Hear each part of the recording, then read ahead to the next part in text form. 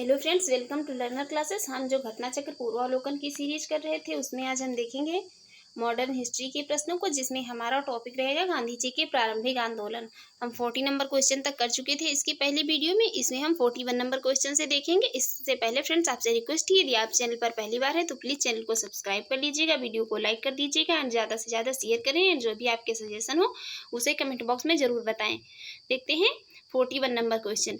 नोआखाली काल में महात्मा गांधी के सचिव कौन थे? वो थे प्यारेलाल। राइट आंसर होगा ऑप्शन सी। नोआखाली काल में प्यारेलाल महात्मा गांधी के सचिव थे। बहन डॉक्टर सुशीला नैयर गांधी जी की व्यक्तिगत चिकित्सक थी। प्यारेलाल ने गांधी जी के दांडी मार्च में भी महत्वपूर्ण भूमिका अदा की थी। नेक्स्ट है, निम्नलिखित में से किस सत्याग्रह आंदोलन में गांधी जी ने प्रत्यक्ष रूप से भाग नहीं लिया था? वो था वायकोम सत्याग्रह आंदोलन। इसमें गांधी जी ने प्रत्यक्ष रूप से भाग नहीं लिया था। देखते हैं इसकी एक्सप्लेन।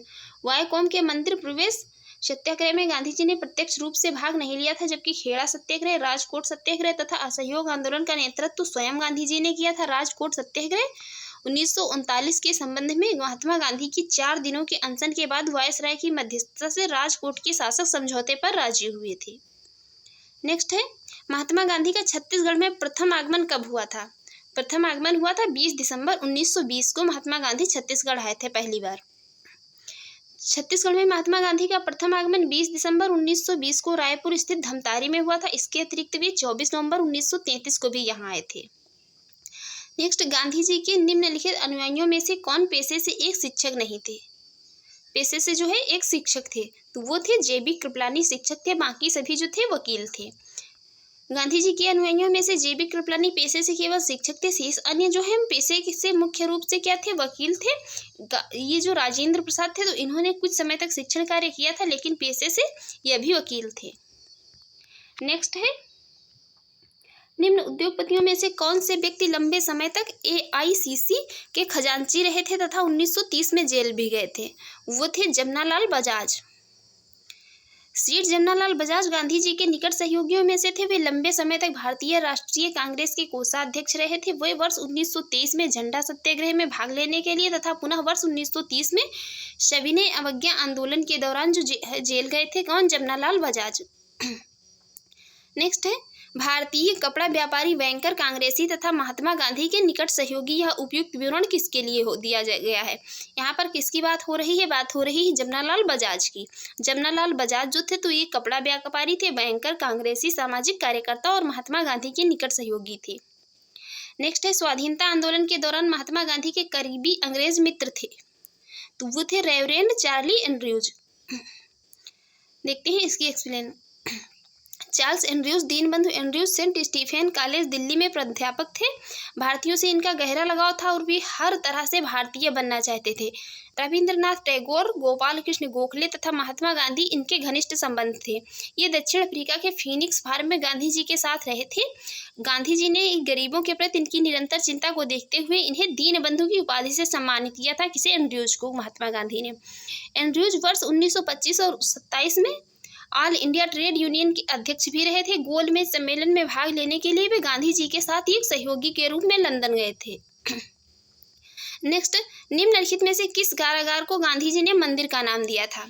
वो थी यरवदा जेल को।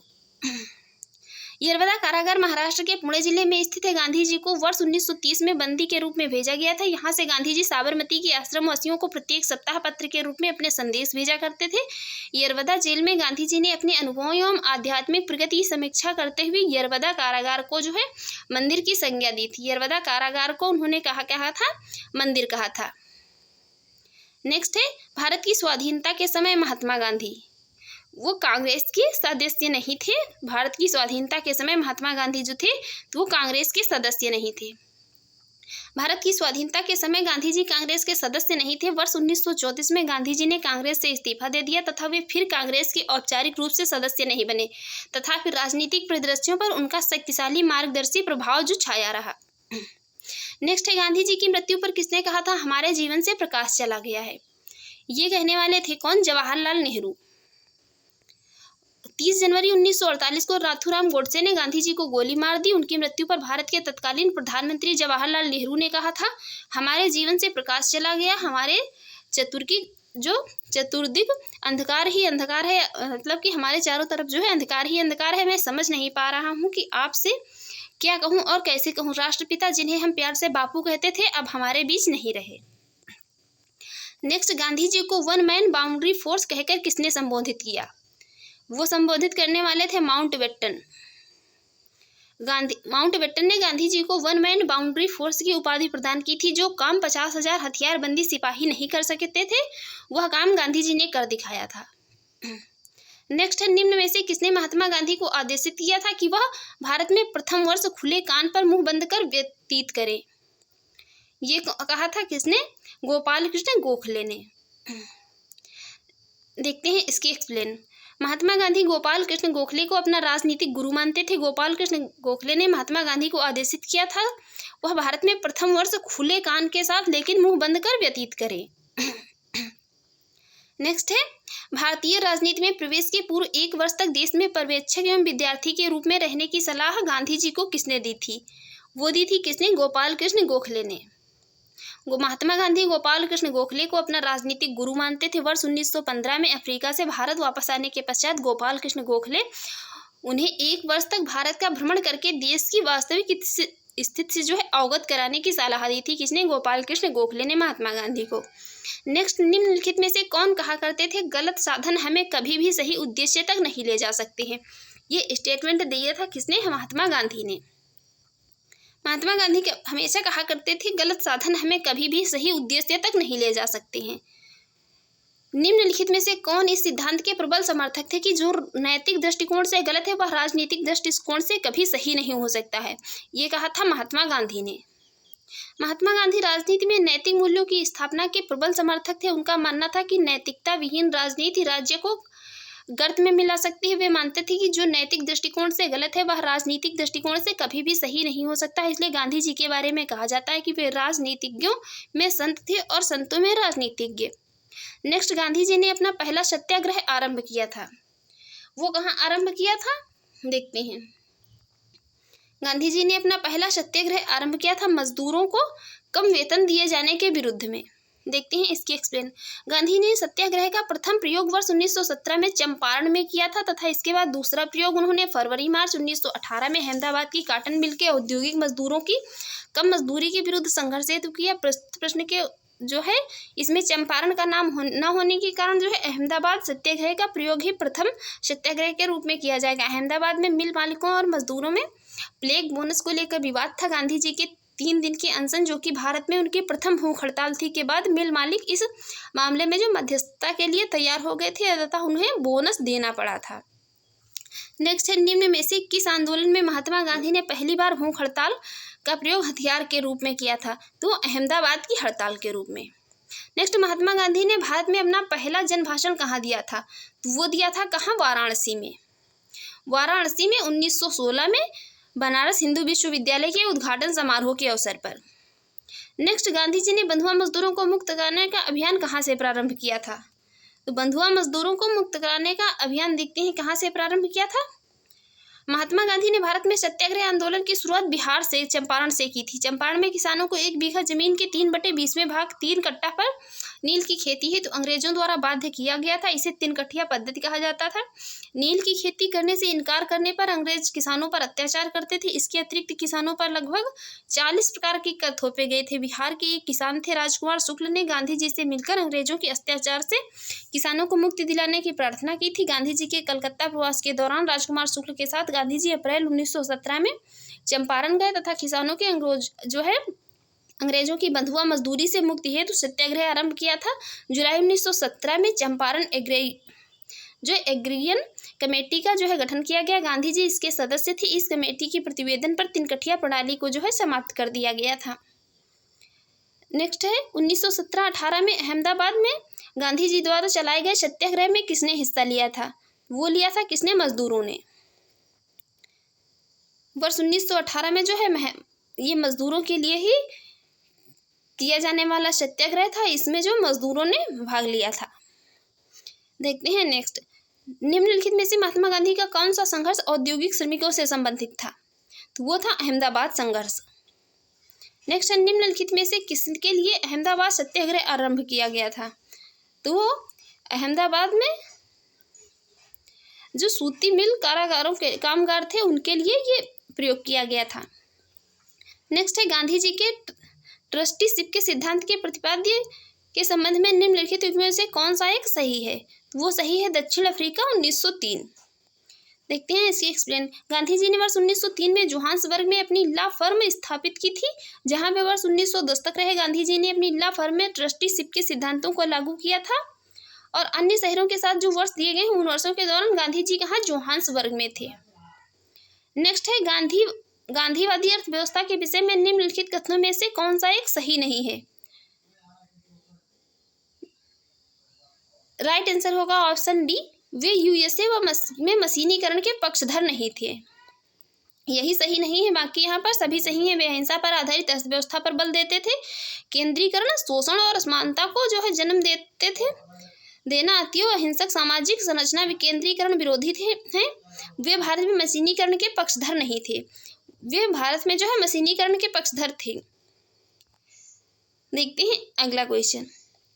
अगला क्वेश्चन है एम के गांधी के अनुसार आज सदस्यों का सामाजिक आर्थिक सुधार संपन्न किया जा सकता है, वो उनके कुटीर उद्योग स्थापित करके, उनके लिए कुटीर उद्योग स्थापित करके। देखते हैं इसकी एक्सप्लेन।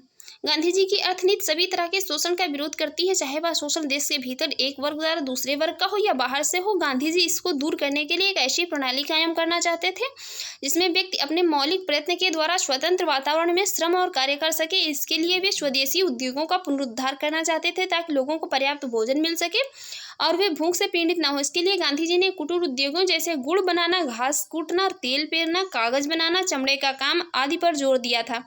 इससे गांधी जी का मानना था कि गरीबों और शोषितों को आर्थिक और सामाजिक सुधार करने में मदद मिलेगी। नेक्स्ट है गांधीयन इनोवेशन। गांधी जी का नवाचार से क्या तात्पर्य है? गांधीयन इनोवेशन से क्या तात्पर्य है? यहाँ पर गांधीयन इनोवेशन से तात्पर्य है यहाँ पर कम निवेश में से अधिक उत्पादन अधिक लोगों के लिए। कम निवेश से अधिक उत्पादन अधिक लोगों के लिए। यह शब्दावली सर्वप्रथम जो है किसने प्रयोग की थी? तो वो प्रोफेसर प्रहलाद एवं R.A. माशेलकर द्वारा प्रयोग किया गया था। नेक्स्ट कौन सी घटना सबसे पहले हुई थी? चंपारण सत्याग्रह हुआ था सबसे पहले। खेड़ा सत्याग्रह वर्ष 1918, सविनय अवज्ञा आंदोलन वर्ष 1930, असहयोग आंदोलन 1920, चंपारण वर्ष 1917 में। Next question. नेक्स्ट है यहाँ पर किसने यूरोपियन नील बागान मालिकों द्वारा किसानों के शोषण की तरफ गांधी जी का ध्यान आकर्षित किया था? तो वे थे कौन? राजकुमार शुक्ल। नेक्स्ट है चंपारण में इंडिगो के किसानों की दशा की ओर गांधी जी का ध्यान किसने आकर्षित किया था? वो थे राजकुमार शुक्ल। चंपारण में तिनकठिया प्रथा का तात्पर्य क्या था? वो थी 3/20 भूभाग पर नील की खेती करना। नेक्स्ट गांधी जी ने भारत में पहली बार सत्याग्रह आंदोलन बिहार में कहाँ प्रारंभ किया था? वो किया था कहाँ? चंपारण में। नेक्स्ट गांधी जी का चंपारण आंदोलन था तो वो क्या था? वो था नील कर्मियों की समस्याओं के समाधान हेतु। नेक्स्ट है गांधी जी का चंपारण सत्याग्रह किससे जुड़ा था? तो वो तिनकठिया पद्धति से जुड़ा था। नेक्स्ट चंपारण जनपद में तिनकठिया प्रथा का तात्पर्य था किसानों द्वारा 3/20 भूभाग पर नील की खेती करवाना। अंग्रेज जो है किसानों से उनके 3/20वें भाग पर नील की खेती करवा रहे थे जबरदस्ती। तिनकठिया कानून किस स्थान पर किस खेती से संबंधित थी? तो चंपारण में नील की खेती से। नेक्स्ट है निम्नलिखित कथनों पर विचार कीजिए। डॉक्टर राजेंद्र प्रसाद ने महात्मा गांधी को चंपारण आने तथा कृषकों की समस्या की जांच करने के लिए राजी किया। दूसरा स्टेटमेंट है चंपारण जांच में आचार्य JB कृपलानी महात्मा गांधी के सहयोगियों में से एक थे। यहाँ पर राइट आंसर हो जाएगा और केवल दूसरा स्टेटमेंट जो है सही है, पहला स्टेटमेंट है यहाँ पर इनकरेक्ट। महात्मा गांधी को चंपारण आने तथा कृषकों की समस्या जांच करने के लिए जो है राजकुमार शुक्ल ने राजी किया था, ना कि राजेंद्र प्रसाद ने। चंपारण जो समस्या थी उसमें गांधी जी के सहयोगियों में थे आचार्य JB कृपलानी के साथ doctor Rajendra Prasad, Mahadev Desai, CF Andrews, doctor Anugrah Narayan Sinha, Rajkishore प्रसाद, HS पोलाक इत्यादि जो है इसमें शामिल थे। नेक्स्ट है चंपारण संघर्ष में निम्नलिखित में से किन्होंने महात्मा गांधी का साथ दिया था? महात्मा गांधी का साथ किन्होंने दिया था चंपारण संघर्ष में? तो वो थे कौन? राजेंद्र प्रसाद और Anugrah Narayan Sinha. Right answer option C. Next है, निम्नलिखित में से कौन महात्मा गांधी के चंपारण सत्याग्रह से संबंधित थे? वो कौन थे? राजकुमार शुक्ल। नेक्स्ट है, चंपारण आंदोलन मुख्यतः किसके विरोध में था? ये किसके विरोध में था? तो ये था नकदी फसल के विरोध में। देखते हैं इसके एक्सप्लेन। चंपारण आंदोलन 1917 में मुख्य रूप से नकदी फसल के विरोध में जो है जरूर प्रारंभ किया गया था। 20वीं शताब्दी के प्रारंभ में अंग्रेजों ने क्या किया था? अंग्रेजी सरकार ने बिहार के चंपारण में 3 कठिया व्यवस्था लागू कर दी थी। 3/20 भाग पर जो है क्या कर दिया था? नील की खेती करना अनिवार्य कर दिया था किसानों को, जिसके फलस्वरूप क्या हुआ? चंपारण सत्याग्रह प्रारंभ किया गया और चंपारण कृषि राहत अधिनियम 1918 बनाकर इस प्रथा पर प्रतिबंध लगा दिया गया था। नेक्स्ट है, भारत में नियोजित विकास का विरोध किसने किया था? भारत में नियोजित विकास का विरोध किसने किया था? तो वो कौन थे? वो थे महात्मा गांधी। राइट आंसर होगा ऑप्शन ए। फ्रेंड्स, आपको यदि हमारी वीडियो अच्छी लगी हो और आपके एग्जाम के लिए यूजफुल रही हो तो प्लीज़ हमारे यूट्यूब चैनल पर पहली बार है तो चैनल को सब्सक्राइब कर लें, वीडियो को लाइक कर दें एंड ज़्यादा से ज़्यादा शेयर करें। Thanks for watching.